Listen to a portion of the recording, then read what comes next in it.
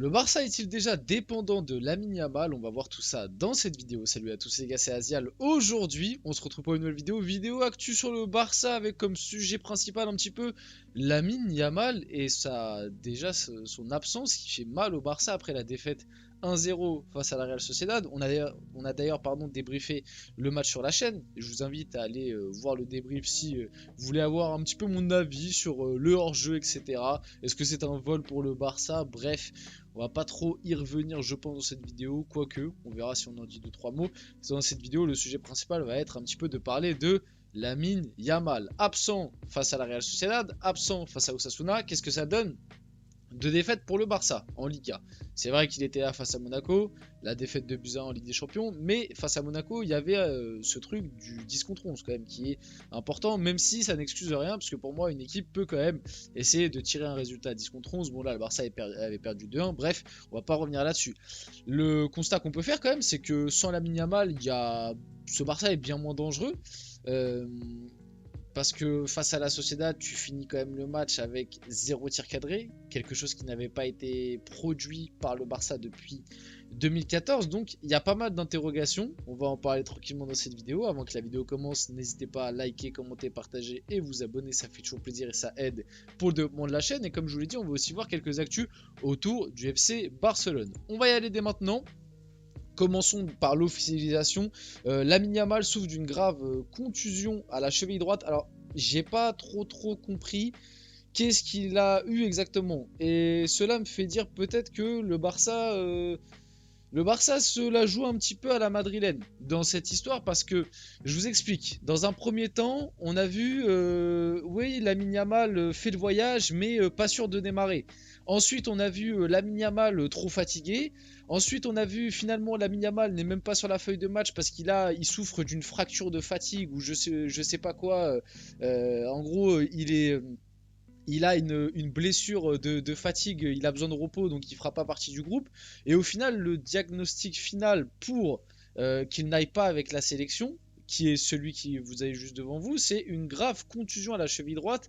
Il a suivi des traitements ces derniers jours et sa convalescence déterminera sa disponibilité. Donc normalement, il devrait juste rater bizarrement 2-3 semaines, qui correspond aux 2 semaines qui arrivent de la trêve. Donc autant vous dire que je suis quasi sûr qu'il sera là lors du prochain match de Liga. Je peux me tromper, mais je pense qu'il sera là lors du prochain match de Liga et que ça a l'air d'être plus une blessure diplomatique. Mais si le Barça l'a fait, ça n'est pas pour rien. C'est que pour moi, le joueur quand même doit ressortir une certaine fatigue. Faut pas oublier qu'on parle d'un jeune de 17 ans et que déjà pour moi, il y a une stat qui était sortie. Je crois que pour l'instant, sur l'année 2024, il est à quasiment 60 matchs joués pour un jeune de 17 ans là sur l'année 2024, pas sur la saison qui vient de passer, sur l'année 2024, il est à quasiment 60 matchs joués entre les matchs avec le Barça plus l'Euro. C'est beaucoup trop pour un jeune de 17 ans. On rappelle aussi qu'en début de saison, il y avait beaucoup de critiques qui avaient été faites sur Hansi Flick, sur le fait que des fois dans certains matchs, le Barça, et d'ailleurs moi aussi j'avais fait ces critiques là parce que en début de saison, faut pas oublier qu'il y a beaucoup de matchs où le Barça menait avec 2, 3, 4 buts d'écart et Hansi Flick faisait très peu de changements sur certains joueurs qui avaient des connotations fragiles, notamment Lamine Yamal, notamment même un Lewandowski qui vieillit petit à petit, un Pedri pareil, enfin bref. Il y avait très peu de changements qui avaient été faits. Et d'ailleurs, pour moi, c'est ça qui te coûte la défaite face à Osasuna. C'est que, comme tu as fait très peu de turnover dans les matchs précédents, alors que c'est des matchs que tu avais largement dominés et gagnés déjà à 10-15 minutes de la fin, tu pouvais faire reposer tes joueurs sans trop craindre de répercussions. Et bah, tu as décidé de faire un turnover complet face à Osasuna et ça t'a coûté la défaite. Là, encore une fois, face à la Sociedad, Lamine Yamal n'est pas là. Moi, je pense que c'est pour une cause. Enfin, voilà, que c'est parce qu'il a peut-être un petit peu trop enchaîné, qu'il ressent un peu de fatigue avec le Barça. En même temps, on n'avait pas trop envie qu'il aille avec l'Espagne continuer à se fatiguer. Du coup, tu l'as pas face à la Sociedad, bam, direct, tu perds. Donc, pour moi, déjà, par rapport à ça, il y a un souci de la part d'Hansi Flick de turnover et de gestion peut-être de l'effectif. Pas sur tout le monde, mais en tout cas, sur Lamine Yamal, je trouve que c'est le cas. Et maintenant, de ce qu'on a vu face à la Sociedad, c'est clair et net, hein, Lamine Yamal, il est hyper important déjà, le Barça est déjà hyper dépendant de Lamine Yamal. Et est-ce que c'est inquiétant? Moi je trouve quand même. Parce que ça reste un jeune de 17 ans tu n'es pas à l'abri. Moi, je le souhaite pas et je ne le pense pas. Je pense que Yamal a tout pour faire une carrière. Enfin, franchement, hein, je vous dis la vérité. Moi, ça faisait très très longtemps que j'avais pas un joueur qui m'avait autant tapé dans l'œil.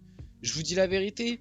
Yamal, je lui vois beaucoup trop de qualité. Moi, il y a beaucoup trop de trucs que j'aime chez ce joueur, chez ce gamin. Ce qu'il fait à 17 ans, même à 16 ans l'année dernière, c'est exceptionnel. Franchement, il y a un QI football, une qualité de passe, une qualité d'élimination, de conduite, un toucher de balle.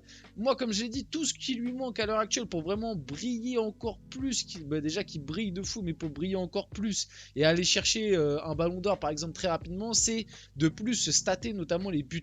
Je trouve que devant le but, tu vois, il est trop gentil. Il est encore trop gentil, mais comme je l'avais dit dans une précédente vidéo, le truc qui peut être un peu rassurant, c'est que Messi, par exemple, je prends l'exemple de Messi, sa première grosse saison statistique en termes de buts, il l'a fait à 19 ans. Tu vois, il l'a fait à partir de ses 19-20 ans. Donc, Lamine Yamal, il a 17, on peut encore lui laisser 1 ou 2 ans pour régler la mire par rapport à ça. Et encore, cette saison, il a quand même mis, je crois, 5-6 buts. Donc c'est pas non plus nul pour un ailier, mais il peut mieux faire. Tu sais, des fois devant le but, je trouve qu'il est un peu trop gentil, entre guillemets. Il n'est pas assez tueur. Tu sens pas encore cet instinct devant le but que peuvent avoir d'autres grands attaquants, par exemple. Maintenant, on le voit, il est clairement très important dans le jeu du Barça par, par sa qualité technique, par sa qualité de passe. Et c'est vrai que certains me l'ont signalé, mais en fait, Lamine Yamal, il marque peut-être moins que d'autres, mais chaque match, il est décisif, soit par une élimination sur le côté, soit par une passe D, soit par une avant-dernière passe qui va te casser toute la ligne de la défense. Et c'est vrai qu'il est hyper important, même il y en a certains qui l'ont dit à très juste titre, et je pense que c'est ça aussi qui a beaucoup manqué face à la Sociedad, c'est que je prends le match face au Bayern, les 15-20 premières minutes, le Barça face au Bayern passe dans la machine à laver. Et le seul qui sort du lot, à chaque fois qu'il touche le ballon, il arrive à faire des diffs, à garder un peu le ballon, et entre guillemets à casser le premier pressing du Bayern qui faisait très mal au Barça, c'est Lamine Yamal les mecs. Et hier face à la Sociedad, on a senti un peu ce truc où à des moments le Barça était un peu en galère. Alors ils sont pas passés autant dans la machine à laver que face au Bayern, mais il y a des moments de galère et tu sentais que il y avait personne qui pouvait prendre le ballon et dire oh les mecs, calmez-vous, regardez, je prends le ballon, je peux éliminer un ou deux joueurs, on peut le garder, on peut faire des passes, vous inquiétez pas. T'as pas senti ça face à la Sociedad et c'est vrai que Yamal à 17 ans, et c'est complètement dingue de dire ça, mais Yamal à 17 ans te rapporte, te fait gagner à des moments cette sérénité pardon, là, et je trouve ça vraiment complètement dingue. Donc le constat est simple et rapide et clair. Pour moi, oui, à l'heure actuelle, le Barça est déjà dépendant de Yamal. Maintenant, ça ne veut pas dire que c'est une dépendance où sans lui, ça peut pas gagner un match, même si bon, bah, il a été absent 2 fois, il y a 2 défaites.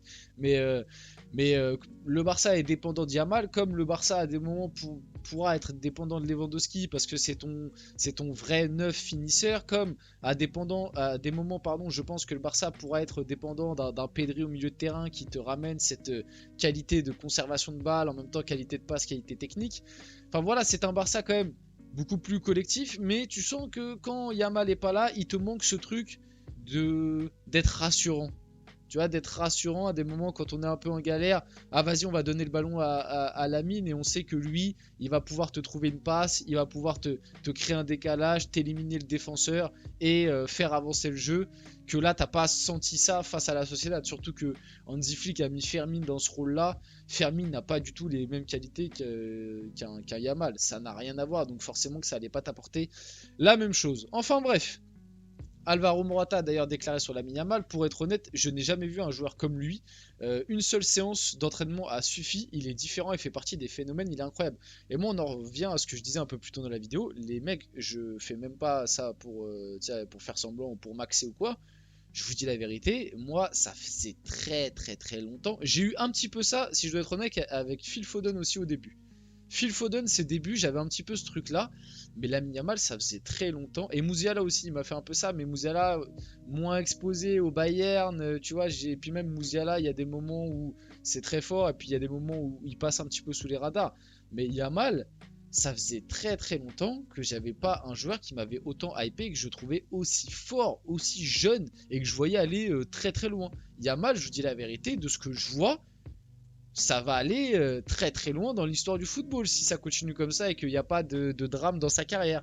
Je vais pas commencer à dire il pourra s'asseoir à la table de Messi CR7 parce que c'est des extraterrestres ces deux-là, mais franchement, attention. Attention à ce qui peut arriver. Enfin bref, on finit la vidéo là-dessus. J'espère que cette vidéo vous a plu. Si c'est le cas, n'hésitez pas à la liker, commenter, partager et vous abonner les gars, c'était Azial. On se retrouve très rapidement pour une prochaine vidéo.